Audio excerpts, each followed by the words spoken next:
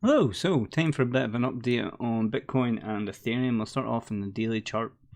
I do have this channel, I'll just show you now in case you can't really see it on the screen, in the background, and point out in the last videos that 48k was the level that we needed to break if we wanted to see higher prices coming up and maybe taking these highs.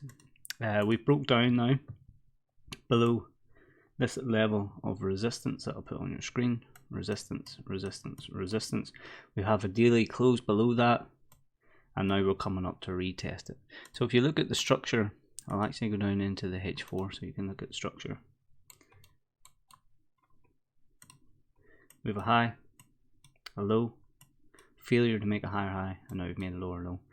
The structure has changed to bearish. We're below higher time frame resistance, so any retest of that level, we could look for a breakdown there. If you're looking for some opportunities to buy, I would wait for a daily close back inside that range. So if this is going to be a deviation, get a daily close, retest, and then look for your buying opportunities. And the range is between 48k and here. So whilst it's in here, I'm not really too interested in it, but I will be looking for shorting opportunities in this area if they present themselves on the lower time frames, just to take out the low that's being established now. Let's take a look at Ethereum. Daily time frame, very similar story. I have this level of resistance on my chart, and you can see clearly why. We have resistance here, and support. We've had that daily close, and now we're retesting from the underside.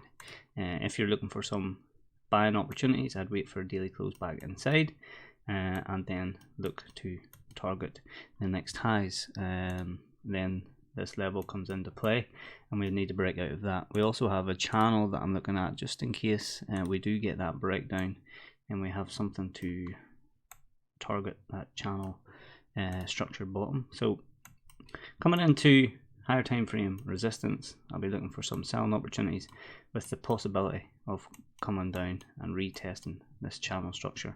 We also have some resistance here around 3k. So just a quick update.